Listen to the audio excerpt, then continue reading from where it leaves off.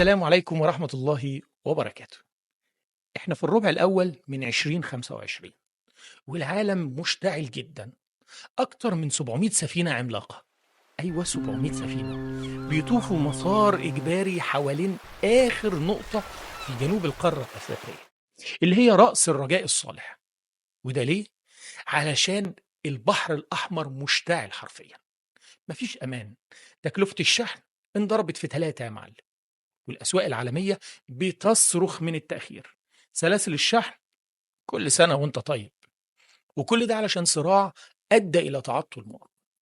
تخيل بقى لو قناة السويس دي ما كانتش موجودة من الأساس، عالم من غير الشريان الحيوي اللي رابط بين الشرق والغرب.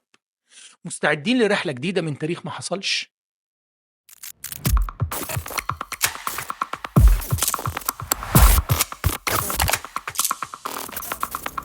يا أهلا بيكم في تاريخ ما حصلش، البرنامج اللي بنستكشف فيه احتمالات الماضي علشان نفهم حاضرنا بشكل أعمق، وجايز نقدر نغير مستقبلنا. أو زي ما بنحب نقول، الخيال أهم من المعرفة، أو على الأقل أكثر إثارة.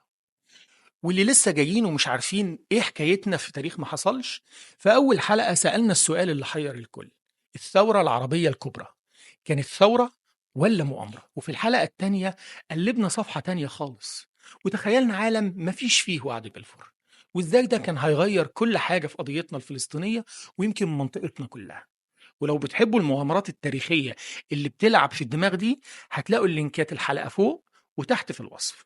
روحوا شوفوهم وقولوا لي ايه رأيكم، وارجعوا لي تاني نكمل رحلتنا النهاردة، علشان رحلتنا النهاردة ممكن تغير فهمك لجغرافيا وتاريخ العالم كله. قبل ما نغطس في بحور التاريخ البديل، تعال نقف لحظة ونفهم القناة دي أهميتها ايه بالظبط. احنا بنتكلم عن ممر ملاحي طوله حوالي 193 كيلو متر بس، لكنه بيختصر تقريبا 9000 كيلو متر. انت مدرك الرقم يا صديقي؟ 9000 كيلو متر، يعني المسافة بين طوكيو وروتردام في هولندا اللي هي أكبر موانئ أوروبا بتختصرها بشكل جنوني. فاكرين لما السفينة ايفر جيفن جنحت في 2021 في قناة السويس؟ الحادثة البسيطة دي خسرت العالم تقريبا 9 مليار دولار في اليوم الواحد. تخيل التأثير ده. وبعدين تعالى نتخيل مع بعض لو القناة دي مش موجودة من الأساس. ولأن دايما الأرقام بتتكلم عن نفسها، ففي 2024 بس حوالي 32 ألف سفينة شايلة 12% من تجارة العالم البحرية عدت من هنا. يعني أي لبس بتلبسه، موبايلك اللي في إيديك، بنزين عربيتك، كل ده ممكن يكون عدى من الممر الضيق ده. علشان كده هو عنق الزجاجة اللي بيتحكم في جزء كبير من اقتصاد الكوكب كله. ودلوقتي خلينا نسأل السؤال اللي هو أساس حلقتنا: إيه اللي كان هيحصل لو كانت قناة السويس ما اتحفرتش من الأساس؟ اربطوا الأحزمة كويس، علشان إحنا هنخترق بوابة الزمن لعالم موازي. جاهزين؟ يلا بينا؟ يلا بينا. في عالمنا الموازي، الساعة بترجع بينا لمنتصف القرن ال19. الدبلوماسي الفرنسي الطموح فرديناند ليسيبس بيعرض فكرته بحماس على محمد سعيد باشا، والي مصر في الوقت ده. بس سعيد باشا المرة دي كان قلقان من الأطماع الأوروبية، وبعد ما استشار اللي حواليه وحذروه، خد قرار حاسم: رفض يدي امتياز حفر القناة. شاف إن المشروع ده ممكن يجر على مصر وجع دماغ وتدخلات أجنبية هي في غنى عنها. وللوهلة الأولى ده يبان إنه قرار عبقري، حمى مصر من مصايب كتير. بس هل الموضوع بالبساطة دي؟ يعني صحيح مصر اتجنبت ديون القناة اللي كانت هتخنقها، وبريطانيا فقدت الحجة المهمة اللي عشانها ممكن تحتل مصر سنة 1882، لكن التاريخ عمره ما كان اختيار بين حلو ووحش، ده ساعات بيبقى اختيار بين السيء والأسوأ. ولأن غياب مشروع ضخم زي ده كان ممكن يخلي مصر فريسة سهلة لأطماع تانية، يمكن أطماع فرنسية أو حتى عثمانية بشروط أسوأ، أو يمكن كان هيخلي اقتصادها الزراعي ده هش أكتر قدام أي أزمة. ودي أسئلة بتخلي الصورة أعقد بكتير. في الواقع الجديد ده مفيش قناة سويس، فطريق رأس الرجاء الصالح هيبقى نمبر 1. ولأن السفن بتلف حوالين أفريقيا كلها، فمدينة كيب تاون في جنوب أفريقيا هتتحول لواحدة من أغنى مدن العالم، مركز تجاري عالمي، حاجة كده زي هونج كونج أو سنغافورة. لكن هنا لازم نقف وقفة. هل الازدهار ده كان هيعم على كل الناس؟ ولا كان هيصب في صالح الأقلية البيضاء ويقوي نظام الفصل العنصري الأبرتهايد في الفترة دي في جنوب أفريقيا، ويخليه كمان أكتر شراسة؟ وجايز الثروة دي كانت هتكون لعنة على الأغلبية مش نعمة. أما مصر فبتفضل دولة زراعية وبعيدة عن التجارة العالمية الكبيرة، والأهم من البعد الاقتصادي البعد الثقافي. في عالمنا البديل ده مفيش مدن اتولدت على ضفاف القناة زي بورسعيد أو الإسماعيلية، فمفيش النسيج العالمي الكوزموبوليتيان اللي شفناه هناك. يعني مصر خسرت شريان اقتصادي، وكمان خسرت باب ثقافي كان ممكن يغير شكلها الاجتماعي بشكل كبير. سنة 1914 الحرب العالمية الأولى بتندلع. في عالمنا ده مفيش قناة سويس تبقى هدف استراتيجي للجميع، فمفيش داعي إن العثمانيين يحشدوا جيوش في سيناء علشان يهجموا بيها على قناة مش موجودة من الأساس. وبدلا من كده ممكن يتقدموا لإغلاق مضيق جبل طارق، وده ممكن يغير مصير الحملات العسكرية في الشرق الأوسط بشكل جذري، ويمكن يغير كمان مصير المشرق العربي بالكامل اللي في عالمنا تشكل جزء كبير منه بسبب الصراع على هذه القناة.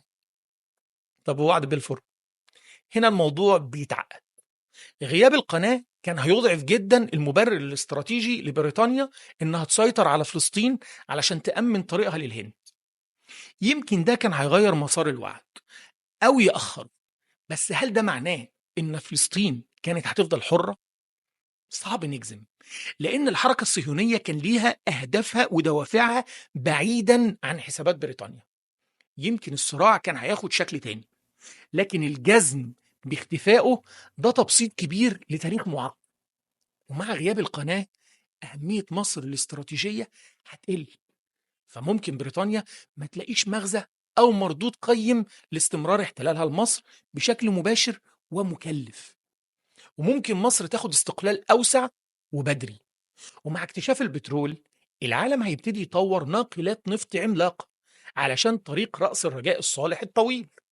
وأوروبا هتبتدي تستثمر بدري في الطاقة البديلة عشان توفر تكاليف النقل. لكن الأهم بالنسبة لنا إن أزمة السويس سنة 1956 مش هتحصل علشان مفيش قناة سويس أصلا. وده معناه إن جمال عبد الناصر في السيناريو ده ممكن يوجه طاقة مصر ومواردها للتنمية الداخلية بشكل أكبر، بدل ما يدخل في صراعات مرهقة علشان قناة مش موجودة.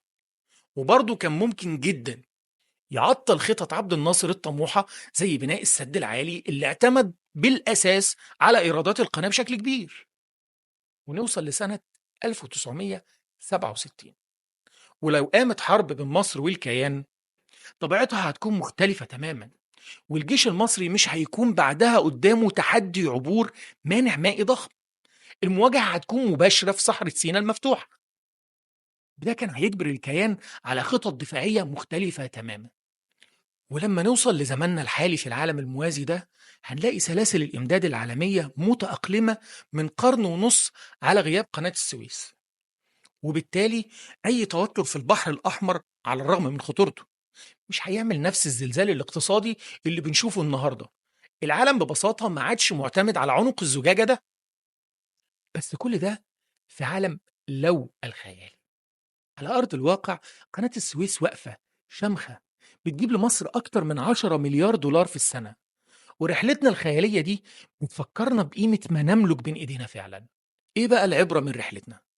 أهم درس هو إزاي نقطة جغرافية واحدة ممكن تساهم في تشكيل مسار التاريخ كله. غيابها كان هيخلق عالم مختلف، ووجودها رغم فوائده خلى مصر مطمع ومركز للصراعات. يعني هي نعمة ونقمة في نفس الوقت. وشفنا كمان إن التاريخ مش مجرد معادلة بسيطة، وإخفاء قطعة من الصورة مش معناه بالضرورة إن الصورة هتبقى أحسن. جايز بس تتغير ملامحها وتحدياتها.